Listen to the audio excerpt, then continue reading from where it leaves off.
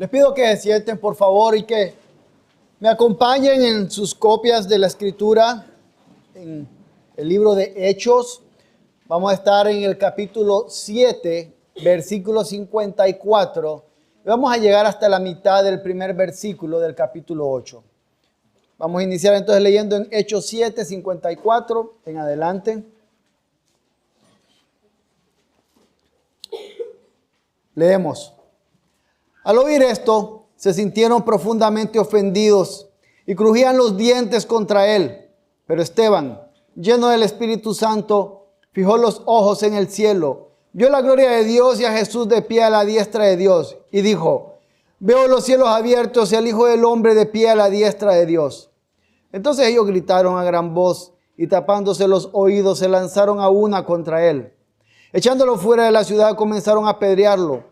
Y los testigos pusieron sus mantos a los pies de un joven llamado Saulo. Y mientras lo apedreaban, Esteban invocaba al Señor y decía: Señor Jesús, recibe mi espíritu. Cayendo de rodillas, clamó en alta voz: Señor, no les tomes en cuenta este pecado. Habiendo dicho esto, durmió. Y Saulo estaba de completo acuerdo con ellos en su muerte. Oremos. Señor Dios, qué maravilloso es saber que a nosotros, seres indignos, nos concedes la verdad de tu palabra, la verdad de tu evangelio que nos salva. Concédenos que hoy, mientras venimos ante tu palabra, podamos tener una actitud adecuada, oídos listos para escuchar y, como decía Aarón, no para ser rascados. Concédeme a mí, Señor, poder mostrar la verdad de tu palabra. Si hay algo que vaya a salir de mí que no proviene de ti, haz que lo olvide, que lo pase por alto. Y, Señor, no tomes en cuenta mi imperfección, sino que presenta la verdad de tu palabra por el poder de tu Espíritu Santo. En el nombre de Jesús. Amén. Ahorita, justo estaba viendo a algunos de los niños que están durmiendo, ya es tarde, algunos están durmiendo un poco, y somos una iglesia que canta fuerte, pero es interesante ver cómo aquí o en otros lugares, a veces incluso en eventos deportivos, he visto niños que duermen en los brazos de sus papás porque están seguros, se sienten seguros, están tranquilos ahí, y no importa el griterío que hay alrededor. Algo de lo que vamos a ver en esta noche es a Esteban descansando en el Señor. A pesar de lo que está alrededor, descansando en el Señor y mostrándonos que puede descansar Él y cada uno de nosotros en el Señor, porque hay un Cristo en los cielos que intercede por cada uno de sus hijos. Vamos a verlo en 3 puntos: cuando el evangelio duele, el intercesor en el dolor y la intercesión en el dolor. Antes de iniciar, recordemos dónde estamos. Recordemos que este es Esteban siendo acusado falsamente.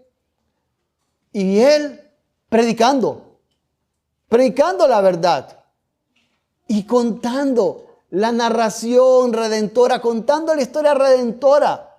Habla de los patriarcas, habla cómo el Señor dio promesas. Y llega un punto al final que decía Aarón el domingo pasado, llegó y aplicó la predicación a los corazones de los que estaban oyendo. Y es justo en ese momento que es en los versículos 51, 7:51 adelante, que dice: ustedes que son tercos, incircuncisos de corazón y de oídos, resisten siempre al Espíritu Santo como hicieron sus padres, así hacen también ustedes. ¿A cuál de los profetas no persiguieron sus padres? Ellos mataron a los que antes habían anunciado la venida del justo, del cual ahora ustedes se hicieron traidores y asesinos. Ustedes que recibieron la ley por disposición de ángeles y sin embargo no la guardaron. Y es aquí en donde estamos. Y esto nos lleva a nuestro primer punto, que es cuando el evangelio duele. Antes de esta aplicación a los corazones de estas personas, es probable. Yo me imagino muchos, amén. Tenemos los patriarcas. Hay una herencia para el pueblo de Dios. Hay bendiciones, amén.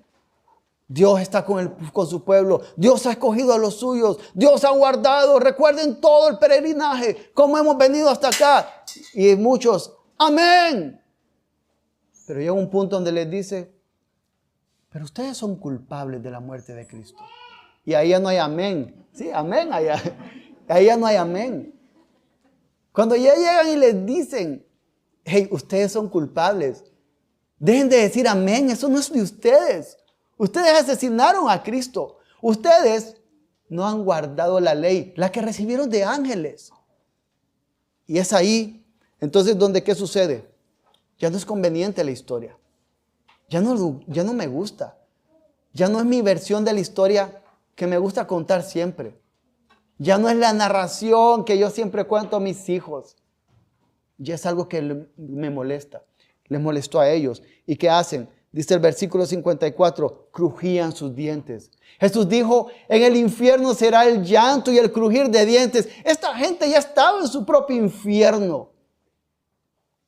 Esta gente ya tenía en su corazón un rechazo al Señor y estaban caminos a la perdición. Crujían los dientes. Yo no sé cuánta presión tiene que haber en los dientes para hacerlos crujir.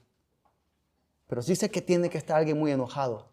Y esto es el equivalente al poder ver a un perro rabioso enseñando los dientes a punto de atacar. O a un toro listo para embestir y estar con la pata y tirando todo lo que sale de su nariz, listo para atacar. Esto es lo equivalente que está ahí. Y ellos entonces están mostrando lo que siempre había en su corazón. El infierno de su corazón, de ese crujir de dientes está saliendo. Porque ¿saben qué? Lo que hay en nuestro corazón siempre va a salir. No importa cuántos amén a promesas digamos.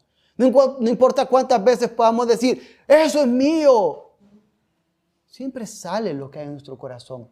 No hay un momento en el que podamos decir, nunca se va a conocer lo oscuro de mi corazón. Siempre va a salir. Siempre hay un momento en el cual se va a revelar. Siempre habrá una ocasión.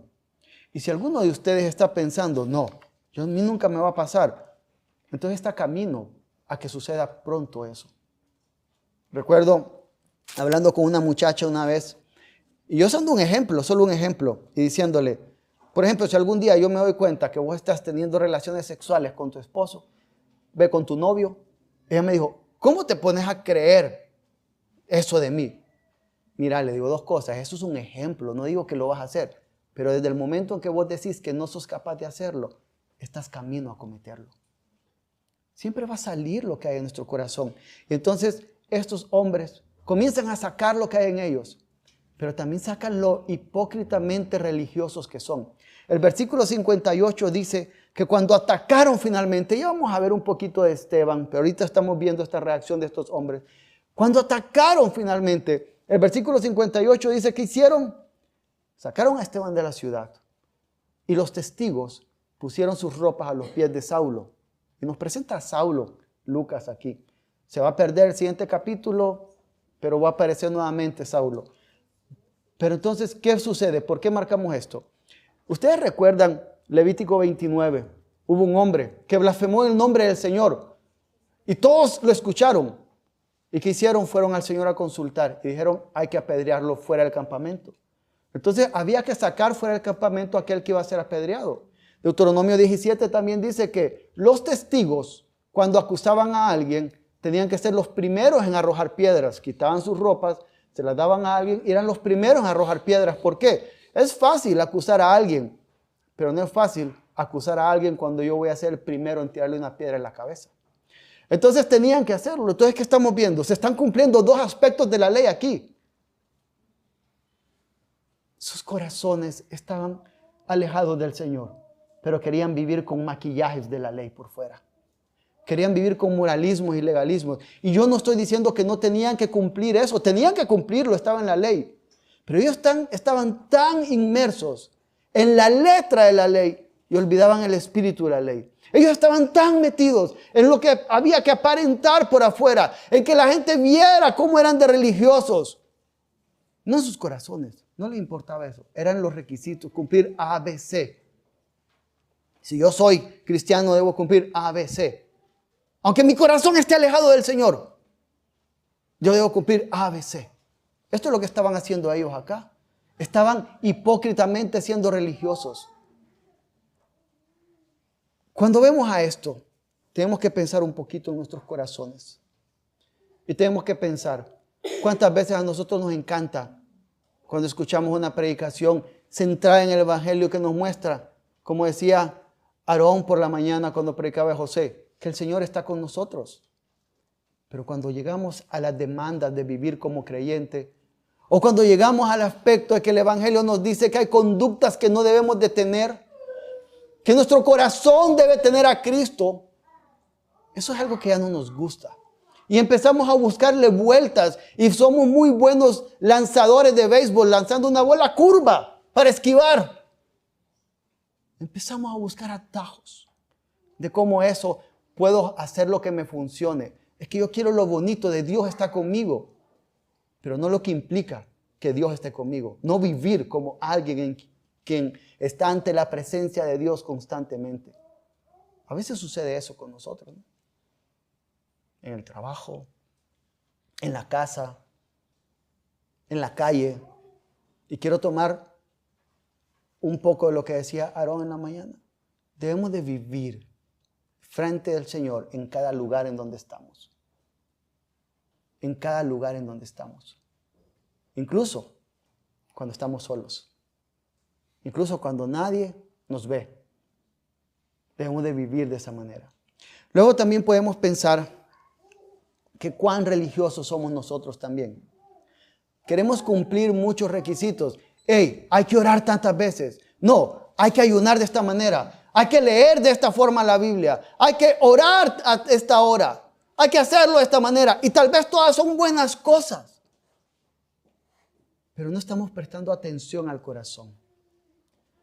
No estamos prestando atención a dónde está ese corazón. Y ese corazón que no está entendiendo que también es un asesino de Cristo. Y que necesita a Cristo como cualquier otro. Pero a veces nos interesa más lo de afuera que lo que está en el interior.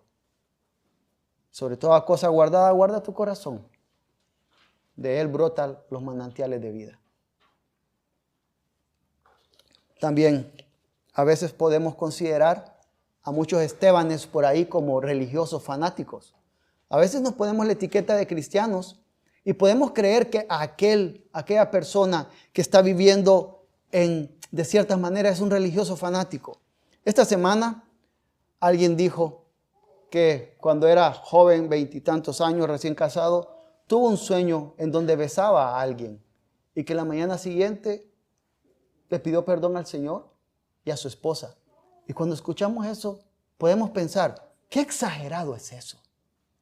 Podemos pensar, eso es legalismo. En lugar de pensar, ¿puedo yo aprender algo de esa piedad? ¿Puedo yo aprender algo de ese temor?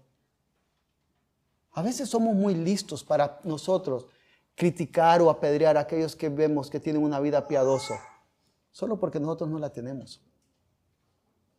Es importante pensar en esto. Pero también, familia, a veces somos Esteban, en circunstancias difíciles, en circunstancias donde estamos listos para ser apedreados. Esto nos lleva a nuestro segundo punto, el intercesor en el dolor. Aquí está Esteban.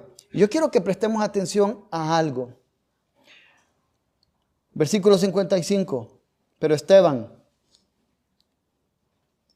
habiendo sido ordenado diácono de la iglesia, pero Esteban, lleno del conocimiento que tenía de la Biblia, pero Esteban, lleno de la autodeterminación que tenía, no. Pero Esteban, lleno del Espíritu Santo, lleno del Espíritu Santo. Es importante notar esto.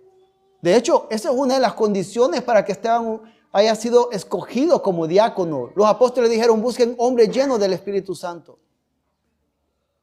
Los creyentes deben estar en comunión con su Señor a través del Espíritu Santo. Ese es algo que debe ser una constante en cada uno de nosotros. Pero a veces estamos tan llenos de querer adquirir información, conocimientos, títulos y tantas cosas que no nos tenemos tiempo para estar en comunión con el Señor. Esteban llena del Espíritu Santo. ¿Qué es lo que hace? Él ve hacia arriba, fija sus ojos en los cielos. Y yo no sé si Esteban estaba pensando en el Salmo 120, donde nos dice, levantaré mis ojos a los montes. ¿De dónde vendrá mi ayuda? Mi ayuda viene del Señor que hizo los cielos y la tierra. No sé si Esteban estaba pensando en esto. Si él sabía que al levantar la mirada iba a ver a Cristo, no sé. Pero él lo hace con esperanza. Él eleva su rostro. ¿Y qué es lo que hace? ¿Qué sucede ahí? Él ve a Cristo. Yo no sé si Esteban en otra circunstancia hubiera visto a Cristo. Yo no sé si Esteban, sin tener la amenaza de las piedras a su alrededor, hubiera visto a Cristo. No lo sé, pero sí sé que esa circunstancia que pasó fue la que le permitió ver a Cristo. Hay circunstancias de dolor en nuestras vidas que son una preparación del Señor para que fijemos nuestra mirada en Cristo. No es para que sea un desperdicio de dolor, no es para que sea un desperdicio de lágrimas, no es para que sea un desperdicio de ansiedad, de depresión. Es para que se eleven nuestros ojos y podamos ver a Cristo, como lo vio Esteban. Esteban ve a Cristo, levanta su mirada. Esa circunstancia lo preparó, lo impulsó a ver a Cristo. Y yo estaba pensando, cuando leía este texto varias veces, en qué se parece esto. Y no tiene, quizás no se parezca mucho, pero yo pienso en esas escenas de esos matrimonios, esas bodas, cuando está el novio parado en el pasillo y ve que viene la novia, y la novia empieza el pasillo y ve que está el novio allá, y los dos piensan, pronto iniciamos esto. Y se ve eso, y no importa quién está alrededor, no importa quién está ahí viendo, no importa quién está llorando, no importa quién está molesto, solo importa esa mirada.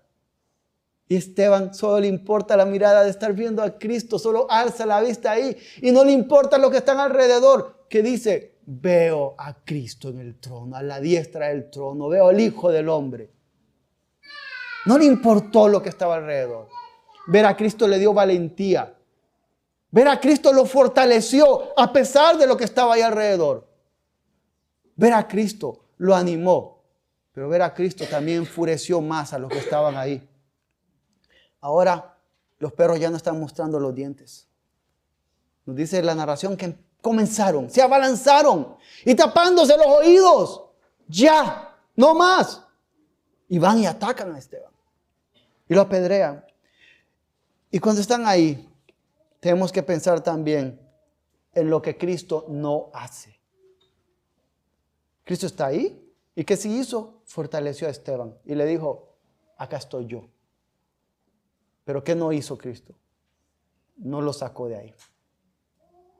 No desvió las piedras. No lo tomó en un torbellino y lo puso en otro lugar. No hizo eso.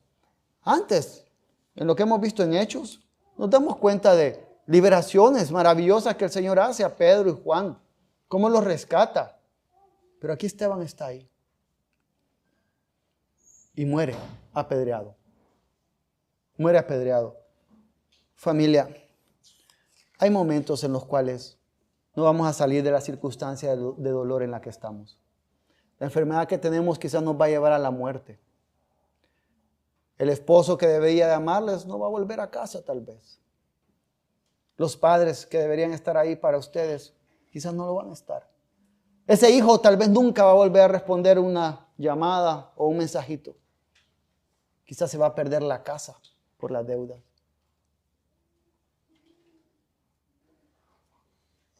Quizás no vamos a salir de esa circunstancia, pero Cristo está con nosotros.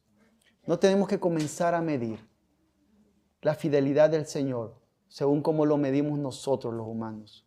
No tenemos que comenzar a medir la fidelidad del Señor como nosotros pensamos o según nuestro estándar, según nuestra regla. Porque la fidelidad del Señor es Cristo con nosotros, es Emmanuel con nosotros, es Dios con nosotros. Estando siempre en cada momento, incluso cuando todo se está despedazando alrededor. Sobre todo cuando todo se está despedazando alrededor. Viene Esteban y sabiendo que Cristo tiene el control de todo, dice, Señor Jesús, recibe mi espíritu. A veces no podemos hacer más que decir eso. A veces no podemos más que decir, Señor, no puedo. No puedo.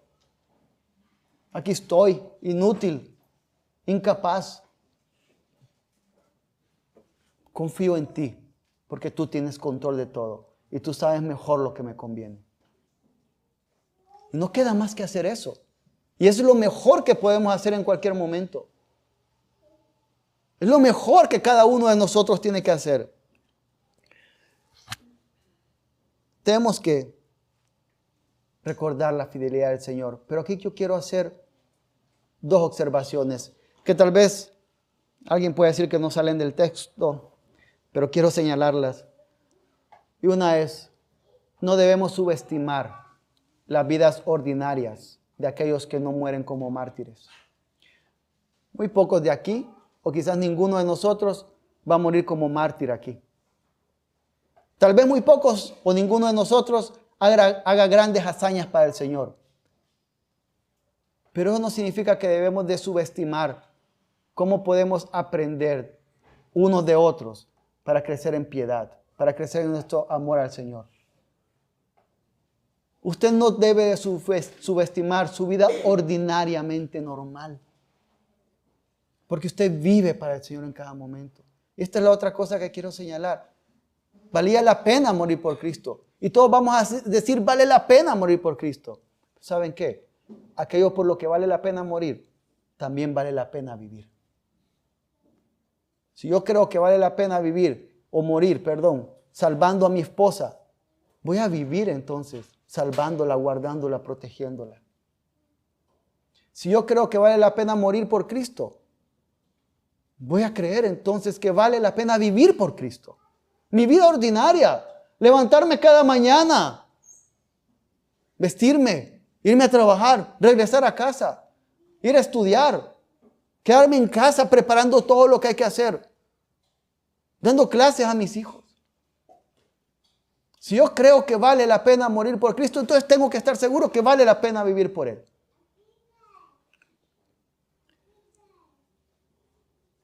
Entonces, no midamos la fidelidad del Señor por lo que nosotros creemos que es bueno. Porque la verdad nunca sabemos lo que es bueno. No sabemos lo que es bueno. Solo el Señor conoce lo que en verdad es bueno para nosotros.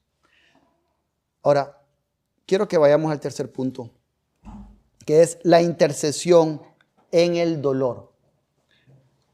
Vemos ahora entonces,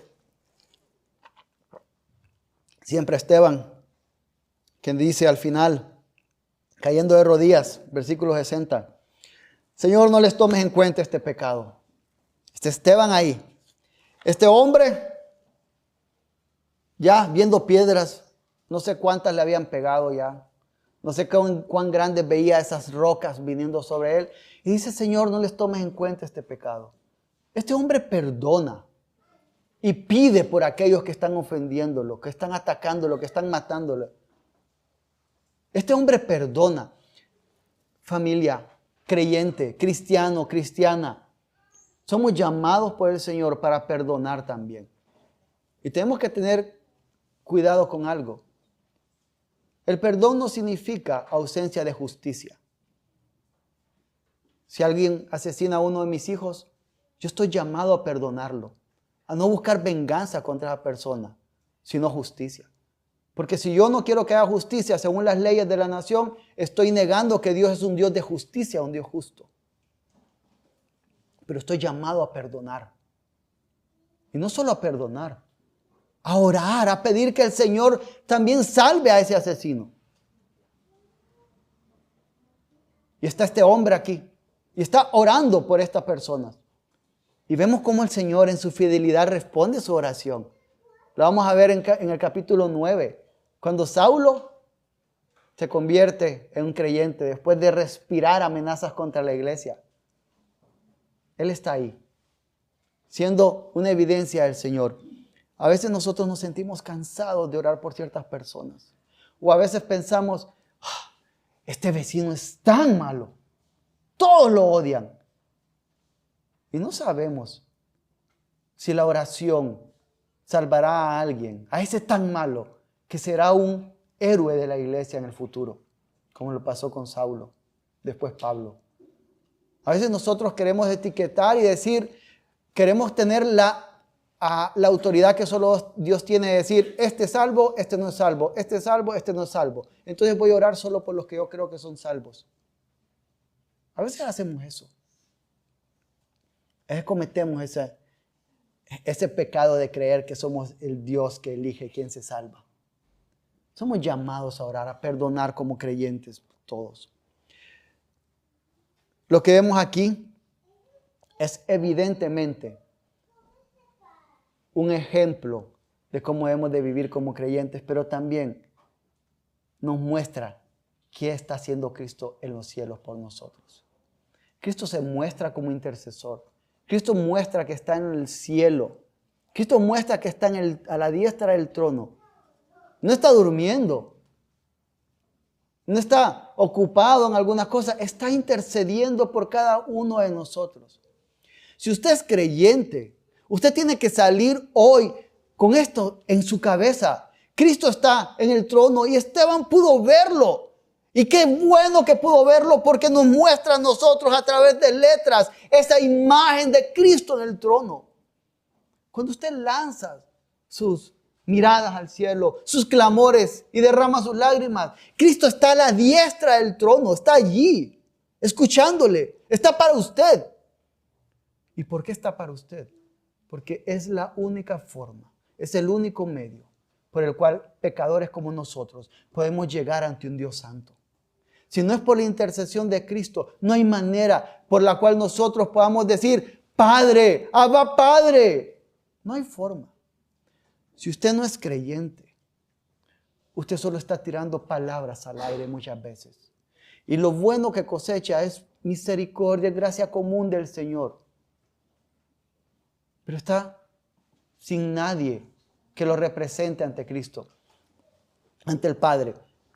Yo creo que muy pocos de nosotros en sano juicio iríamos a un juicio, iríamos a un litigio legal sin un abogado, sin alguien que sepa las leyes y las comprenda, sin alguien que pueda decir, eso no es cierto, esto dice la ley. Por lo menos yo no iría así. Si usted no es creyente, ¿usted piensa que puede llegar sin un intercesor, sin un abogado ante el Padre? Usted tiene a Cristo Jesús. Y tiene que venir a Él. Vemos al final del versículo 60 que dice que Esteban durmió. Qué interesante que Lucas diga Esteban durmió. Y mientras estábamos la otra vez platicando sobre esto, alguien lo señaló. Alguien preguntó, ¿por qué dice que Esteban durmió? Lo que vemos de Esteban es que Esteban está contando la historia de su familia, su árbol genealógico. Está contando de los patriarcas. ¿Y qué leemos? ¿Qué es una frase que hemos visto de los patriarcas en nuestras predicaciones en Génesis? Y durmió y fue reunido con su pueblo. Lo que está diciendo Lucas aquí es, Esteban durmió. Esteban se reunió con los suyos. Eso es mejor que dormir en los brazos de un papá cuando todo el estadio está yendo loco.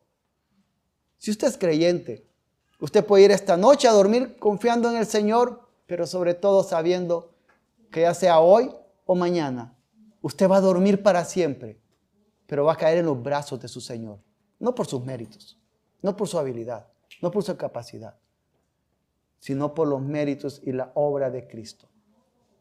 Si usted no es creyente, descanse en los brazos de su Señor y venga a Él.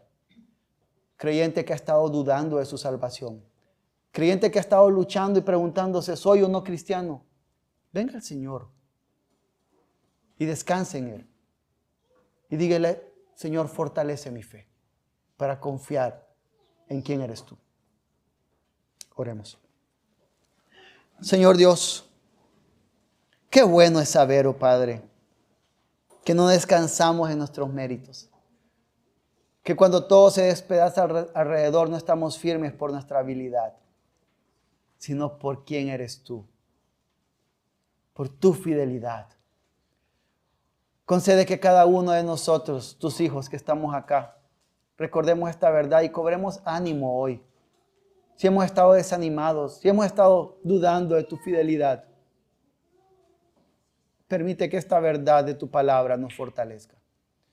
Y si hay alguien aquí que no te conoce y está corriendo con desesperación como en un laberinto sin tener confianza en nada, que esta palabra, tu palabra, le haga ver su necesidad de Cristo y cuán cercano está Cristo a aquellos que lo buscan. En el nombre de Jesús oramos. Amén.